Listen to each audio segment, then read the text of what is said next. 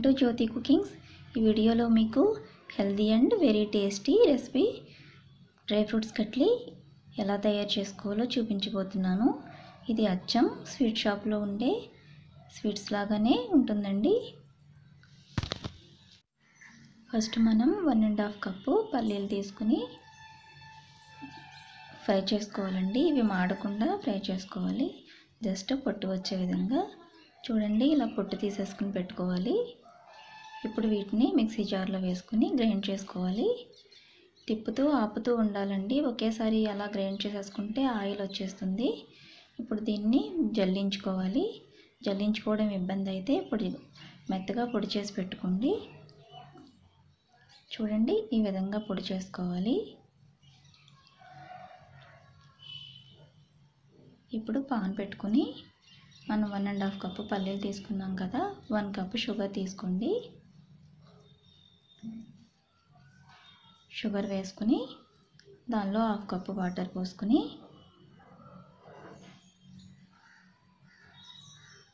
కరిగించుకోవాలండి।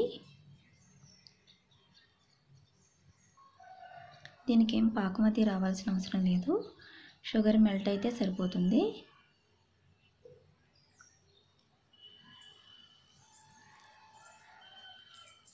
Sugar melt అయిన తర్వాత పొడి చేసి పెట్టుకున్నాం కదా, దాన్ని కొద్ది కొద్దిగా వేసుకుని తిప్పుకుంటూ కలుపుకుంటూ ఉండాలండి।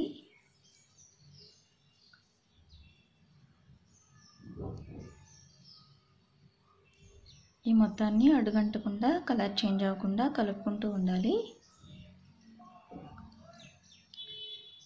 మనం వేసిన పొడి అనేది ఇలా పానికి సెపరేట్ అయిపోవాలండి। ఈ విధంగా వచ్చిన తర్వాత స్టవ్ ఆఫ్ చేసేసుకోండి। ఇంకా బాగా గట్టిగా అయిందంటే మనకి రోల్ చేయడం కష్టమైపోతుంది। ఇప్పుడు దానిలో కొంచెం తీసుకుని వేరే బౌల్లోకి తీసుకుని డ్రై ఫ్రూట్స్ వేసి కలుపుకోవాలండి।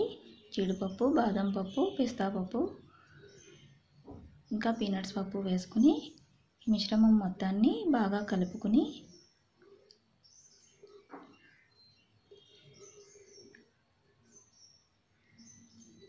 ఈ డ్రై ఫ్రూట్స్ అన్నీ వేసి బాగా కలుపుకోవాలండి।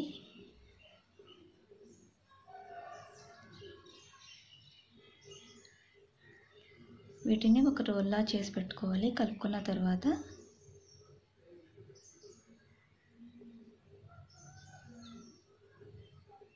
పాకం గట్టిగా అవ్వకుండా చూసుకోండి।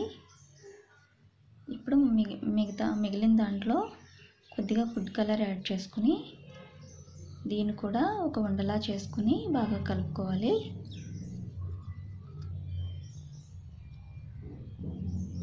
ఇప్పుడు దీన్ని ఒక కవర్పై చపాతీలాగా ఒత్తుకోవాలండి। చేతులకు కొద్దిగా నెయ్యి అప్లై చేసుకుని ఇలా చపాతీ రోల్లా చేసుకోవాలి।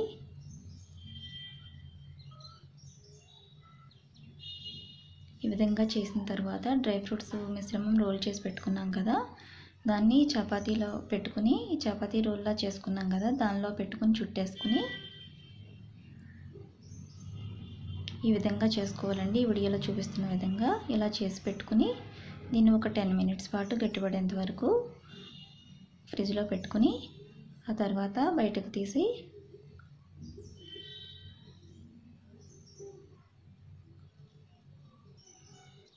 చూడండి, గట్టిపడింది కదా।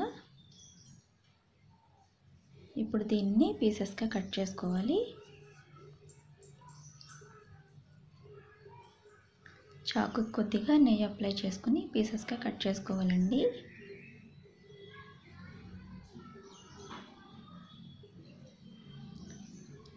చూడండి, అంటుకోకుండా ఎంత పర్ఫెక్ట్గా వచ్చేస్తున్నాయో పీసెస్। అంతేనండి, ఎంతో టేస్టీగా ఉండే డ్రై ఫ్రూట్స్ కట్లీ రెడీ అయిపోయింది।